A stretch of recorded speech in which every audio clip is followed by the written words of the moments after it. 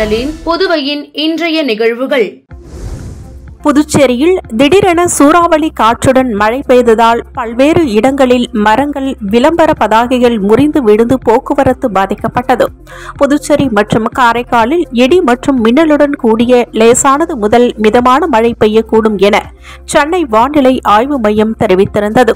இந்நிலையில் புதுச்சேரியில் கடந்த 2 நாட்களாக அவ்வப்பொழுது லேசான மழை பெய்து வந்த நிலையில் நேற்று மாலை திடீரென வானம் இருண்டு பலத்த காற்று வீசியது.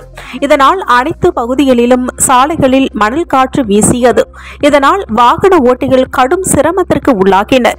மேலும் முக்கிய சாலைகளில் உள்ள மரங்கள் மற்றும் விளம்பர பதாகைகள் காற்றின் வேகத்தை தாக்கு பிடிக்க முடியாமல் முறிந்து விழுந்ததால் போக்குவரத்து பாதிக்கப்பட்டது. இதன் காரணமாக பல்வேறு இடங்களில் மின்தடை ஏற்பட்டது.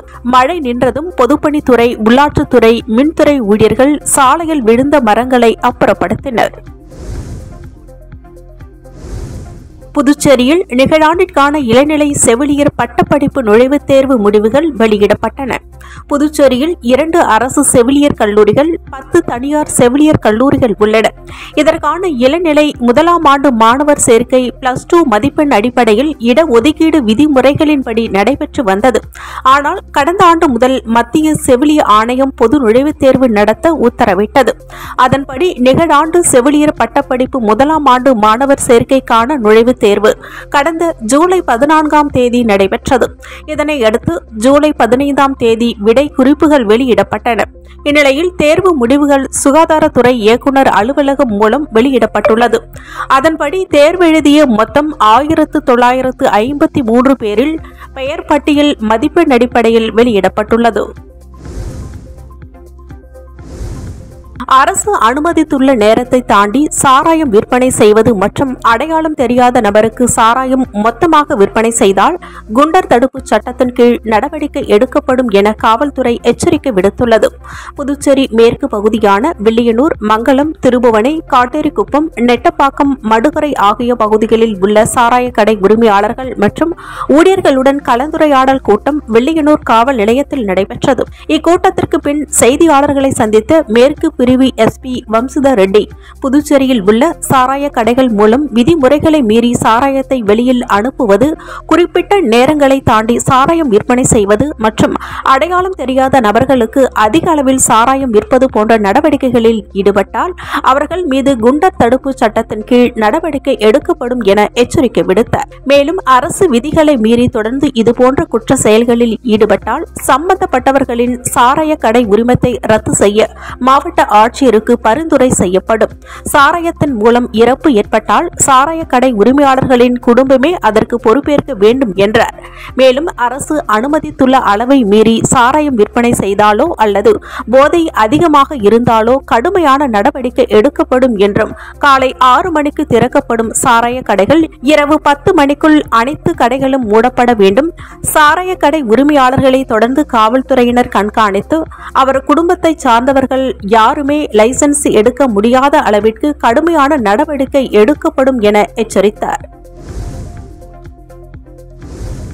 புதுச்சேரி தங்கும் விடுதிகளில் தமிழக ரவுடிகள் பதுங்கி உள்ளார்களா என ஒதியஞ்சாலை காவல்துறையினர் திடீர் சோதனையில் ஈடுபட்டனர். தமிழகத்தைச் சேர்ந்த ரவுடிகள் காவல்துறையினரின் நடவடிக்கைக்கு பயந்து பிற மாநிலங்களில் தஞ்சம் புகுந்து வருகின்றனர்.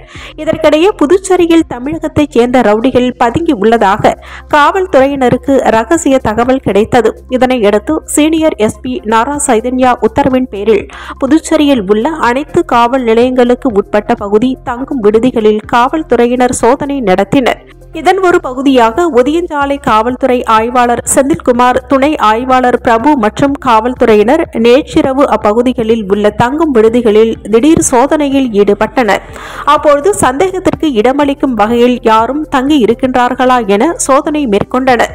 மேலும் தங்கும் விடுதிக்கு வருகின்றவர்கள் விவரங்களை நிச்சயம் பதிவேட்டில் பதிவு செய்ய வேண்டும். தங்க வருகின்றவர்களிடம் ஏதேனும் ஒரு அடையாள அட்டை நகலை கேட்டு பெற்றிருக்க வேண்டும் என ஹோட்டல் நிர்வாகிகளுக்கு அறிவுறுத்தினர். இதேபோல் புதுச்சேரி உள்ளிட்ட பல்வேறு பகுதிகளிலும் காவல்துறையினர் தமிழக ரவுடிகள் குறித்து சோதனையில் ஈடுபட்டனர். வங்கக்கடலில் உருவாகியுள்ள குறைந்த காற்றழுத்த தாழ்வு நிலை காரணமாக புதுச்சேரி துறைமுகத்தில் 1ஆம் எண் புயல் எச்சரிக்கை கூண்டு ஏற்றப்பட்டுள்ளது. தமிழகம் மற்றும் புதுச்சேரியில் அவ்வப்பொழுது மழை பெய்து வருகிறது. இந்நிலையில் வங்கக்கடலில் காற்றழுத்த தாழ்வு மண்டலம் உருவாகி உள்ளதாக சென்னை வானிலை ஆய்வு மையம் தெரிவித்துள்ளது. இதனால் தமிழகத்தில் 9 துறைமுகங்களில் புயல் எச்சரிக்கை கூண்டு ஏற்றப்பட்டுள்ளது. இதனையடுத்து புதுச்சேரி துறைமுகத்தில் 1ஆம் எண் புயல் எச்சரிக்கை கூண்டு ஏற்றப்பட்டுள்ளது. மேலும் 48 மணி நேரத்திற்கு மீனவர்கள் கடலுக்குள் செல்ல வேண்டாம் என்றும் கடலுக்குள் சென்றவர்கள் உடனடியாக கரை திரும்ப வேண்டும் என மீன்வளத்துறை எச்சரிக்கை விடுத்துள்ளது.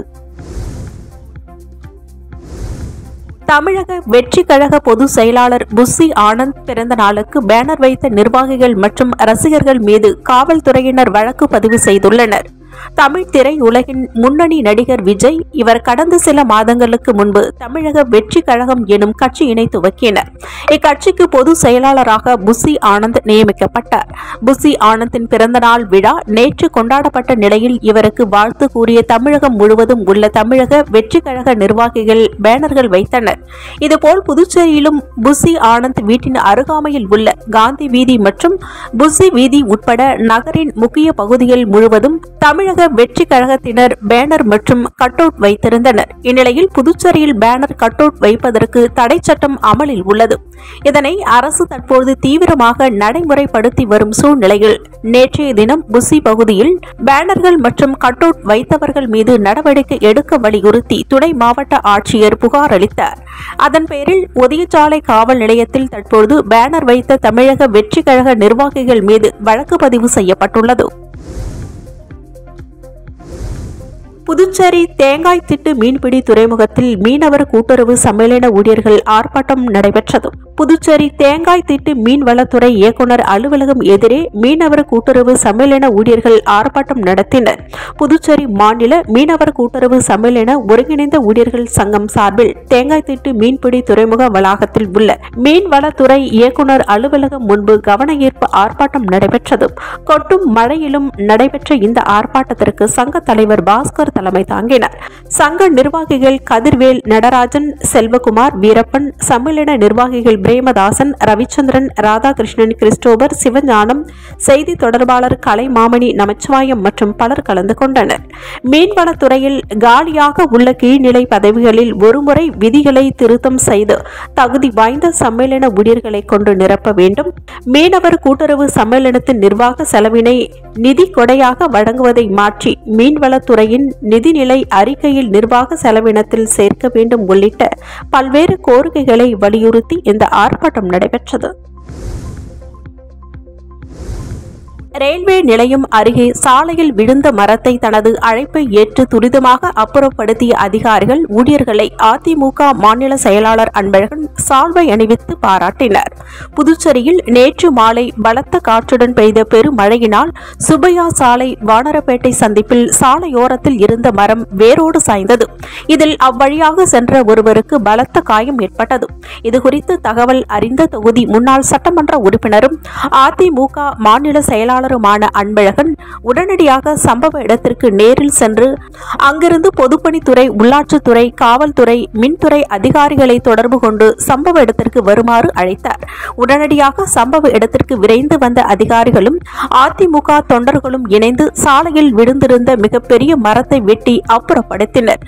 தொலைபேசி மூலம் தகவல் தெரிவித்த உடனேயே சம்பவ இடத்திற்கு வந்து மின் வாளால் மரத்தை வெட்டி அப்புறப்படுத்திய அனைத்து துறை அதிகாரிகளையும் அதிமுக மாநில செயலாளர் அன்பழகன் மனதார பாராட்டினார். மேலும் பொதுப்பணித்துறை, உள்ளாட்சித்துறை, காவல்துறை, மின்துறை அதிகாரிகள் மற்றும் ஊழியர்கள் அனைவருக்கும் சால்வை அணிவித்து மரியாதை செலுத்தினர். புதுச்சேரியில் மின்கட்டண உயர்வை கண்டித்து ஆம் ஆத்மி கட்சி நிர்வாகி கோவணம் கட்டிக்கொண்டு மின்கட்டணத்தை செலுத்திய சம்பவம் பரபரப்பை ஏற்படுத்தியுள்ளது. புதுச்சேரியில் கடந்த மாதம் மின்கட்டணம் உயர்த்தி அறிவிக்கப்பட்டது. இதில் வீடுகளுக்கான மின்கட்டணம் 45 பைசா முதல் 75 பைசா வரை உயர்த்தி அறிவிக்கப்பட்டது. இதற்கு அதிமுக உட்பட பல்வேறு அரசியல் கட்சியினர் மற்றும் பொதுமக்கள் கடும் எதிர்ப்பு தெரிவித்தனர். இந்நிலையில் மின்கட்டண உயர்விற்கு எதிர்ப்பு தெரிவிக்கும் வகையில் ஆம் ஆத்மி கட்சியின் நிர்வாகி சுந்தர்ராஜன் என்பவர் வம்பாக்கீரப்பாளையம் பகுதியில் உள்ள மின்துறை தலைமை அலுவலகத்தில் மின் கட்டணம் செலுத்தும் இடத்திற்கு கோவணத்துடன் வந்து மின் கட்டணத்தை செலுத்தினர். மேலும் மின் கட்டண உயர்வால் நடுத்தர மக்கள் மிகவும் பாதிக்கப்படுவதாக குற்றம் சாட்டியுள்ளார். மற்ற மாநிலங்களில் இருக்கும் இலவச மின்சாரத்தை புதுச்சேரியில் கொண்டு வர வேண்டும் என வலியுறுத்தி அரை நிர்வாண போராட்டத்தில் ஈடுபட்டார். இதனால் அப்பகுதியில் சிறிது நேரம் பரபரப்பு ஏற்பட்டது. அதிமுக பொதுக்குழுவின் தீர்மானத்திற்கு எதிராக நீதிமன்றத்திற்கு சென்ற சசிகலா உட்பட யாராக இருந்தாலும் அதிமுகவிற்கு விரோதிகள் என்றும் அவர்களுக்கும் அதிமுகவிற்கும் சம்பந்தம் இல்லை என அதிமுக மாநில செயலாளர் அன்பழகன் தெரிவித்துள்ளார். புதுச்சேரி அதிமுக தலைமை அலுவலகத்தில் செய்தியாளர்களை சந்தித்த மாநில செயலாளர் அன்பழகன், புதுச்சேரி மாநிலத்தில் 50,000க்கும் மேற்பட்ட போலி ரேஷன் கார்டுகளை புரோக்கர்கள் மூலம் அதிகாரிகள் ரூபாய் 15,000 லஞ்சம் பெற்றுக்கொண்டு வழங்கியதால் அரசின் மானியம் ரூபாய் 36 கோடி வீணடிக்கப்பட்டுள்ளது என்றும் இது தொடர்பாக கட்சி வேறுபாடின்றி அனைத்து சட்டமன்ற உறுப்பினர்களும் பேரவையில் விவாதிக்க வேண்டும் என தெரிவித்தார். மேலும் இது உறுதியானால் சம்பந்தப்பட்ட அமைச்சரை முதலமைச்சர் பதவி நீக்கம் செய்ய வேண்டும், இல்லை என்றால் அதிமுக போராட்டத்தில் ஈடுபடும் என எச்சரிக்கை விடுத்தார். மேலும் கடந்த ஜூன் மாதம் ஆளுநர் தலைமையில் திட்டக்குழு கூட்டம் கூட்டப்பட்டு ரூபாய் 12,700 கோடி பட்ஜெட்டிற்கு இறுதி செய்து மத்திய அரசிடம் ஒப்புதல் அனுப்பியும் இதுவரை வழங்கவில்லை. மத்தியில் ஆளும் பாஜக அரசு கூட்டணியில் உள்ள புதுச்சேரி அரசிற்கு எந்தவித ஒத்துழைப்பையும் வழங்காமல் மாநில மக்களை அவமதித்து வருகிறது என குற்றம் சாட்டினார். அதிமுக பொதுக்குழுவின் தீர்மானத்திற்கு எதிராக நீதிமன்றத்திற்கு சென்ற சசிகலா உட்பட யாராக இருந்தாலும் அதிமுகவிற்கு விரோதிகள் என்றும் அவர்களுக்கும் அதிமுகவிற்கும் சம்பந்தம் இல்லை என்று தெரிவித்துள்ளார். ஸ்மார்ட் சிட்டி திட்டத்தின் கீழ் புதிய பேருந்து நிலையத்தில் நடைபெறும் கட்டுமான பணிகளை தொகுதி சட்டமன்ற உறுப்பினர் நேரு அதிகாரிகளுடன் நேரில் சென்று ஆய்வு செய்தார். உருளையன்பேட்டை தொகுதிக்கு உட்பட்ட புதிய பேருந்து நிலையத்தில் புதிய கட்டுமான பணிகள் ஸ்மார்ட் சிட்டி திட்ட நிதி உதவியுடன் நடைபெற்று வருகிறது.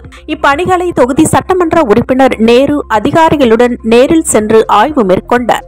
தற்போது கட்டப்பட்டு வரும் பேருந்து நிலைய கட்டுமான பணிகளை விரைவாக முடித்து ஓரிரு மாதங்களுக்குள் பொதுமக்கள் பயன்பாட்டிற்கு திறந்துவிட வேண்டும் என சட்டமன்ற உறுப்பினர் நேரு அதிகாரிகளிடம் வலியுறுத்தினர். இந்த ஆய்வின் போது ஸ்மார்ட் சிட்டி திட்ட தலைமை அதிகாரி ருத்ரகவுடா, ஸ்மார்ட் சிட்டி திட்ட தொழில்நுட்ப அதிகாரி ரவிச்சந்திரன், புதுச்சேரி நகராட்சி ஆணையர் கந்தசாமி மற்றும் பொதுப்பணித்துறை அதிகாரிகள் உட்பட மனிதநேய மக்கள் சேவை மைய நிர்வாகிகள் உடனிருந்தனர். ஏம்பலம் பகுதியில் காளான் வளர்ப்பு பயிற்சி மற்றும் செயல் விளக்க கூட்டம் நடைபெற்றது. கரிக்கலாம்பாக்கம் வேளாண் அலுவலகத்தின் சார்பாக மத்திய அரசின் ஆத்மா திட்டத்தின் மூலம் காளான் வளர்ப்பு பயிற்சி மற்றும் செயல் விளக்கம் ஏம்பலம் காசிநாதன் என்பவர் விவசாய பண்ணையில் நடைபெற்றது. இந்த காளான் வளர்ப்பு பயிற்சி முகாமை வேளாண் அலுவலர் தினகரன் துவக்கி வைத்து காளான் வளர்ப்பு முக்கியத்துவம் மற்றும் அதன் பயன்கள் பற்றி எடுத்து கூறினார். விவசாயி காசிநாதன் காளான் வளர்ப்பில் பின்பற்ற வேண்டிய செயல் விளக்கம், வழிமுறைகள், செய்முறை மற்றும் அதை எவ்வாறு பாதுகாத்து அறுவடை செய்து விற்பனை செய்வது என்பது குறித்து விளக்க உரையாற்றினார். முன்னதாக கால்நடை மருத்துவர் செல்வமுத்து அனைவரையும் வரவேற்று பேசினார். இந்த முகாமிற்கு நத்தமேடு, ஏம்பலம், புதுக்குப்பம் ஆகிய பகுதியைச் சேர்ந்த 20க்கும் மேற்பட்ட விவசாயிகள் கலந்து கொண்டு பயன்பெற்றனர். இந்த முகாமின் முடிவில் கலந்து கொண்ட விவசாயிகள் அனைவருக்கும் காளான் இலவசமாக வழங்கப்பட்டது. இந்நிகழ்ச்சிக்கான ஏற்பாடுகளை வேளாண் அலுவலர் கிருஷ்ணன், குமணன், தம்புசாமி ஆகியோர் செய்திருந்தனர். அரசூர் அருள்மிகு ஸ்ரீ புத்து மாரியம்மன் ஆலய 19ஆம் ஆண்டு பார்ச்சாகை வார்த்தல் நிகழ்ச்சியில் திரளான பக்தர்கள் கலந்து கொண்டு சுவாமி தரிசனம் செய்தனர். புதுச்சேரி அரசூர் கிராமத்தில் எழுந்தருளி இருக்கும் அருள்மிகு ஸ்ரீ புத்து மாரியம்மன் ஆலய 19ஆம் ஆண்டு பார்ச்சாகை வார்த்தல் நிகழ்ச்சி வெகு சிறப்பாக நடைபெற்றது.